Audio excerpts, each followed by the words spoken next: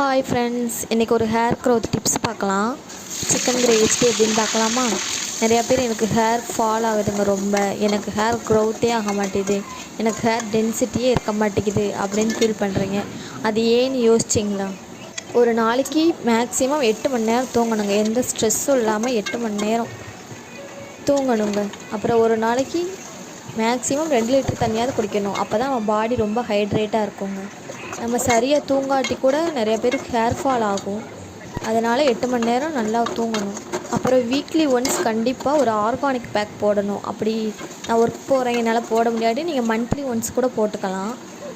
Weekly once நல்லா oil வச்சு oil massage பண்ணி குளிச்சிங்கன்னா ஹேர் ஃபாலும் ஸ்டாப் ஆகும், ஹேரும் நல்லா க்ரோத் ஆகும் உங்களுக்கு. இதை 1 மந்த் நீங்கள் ஃபாலோ பண்ணி பார்த்தீங்கன்னா உங்களுக்கே ரிசல்ட் தெரியும். சரி பாய், அடுத்த வீடியோவில் பார்ப்போம். நெக்ஸ்ட் ஏதாவது டிப்ஸ் வேணும்னா கமெண்ட்டில் சொல்லுங்கள். பாய்.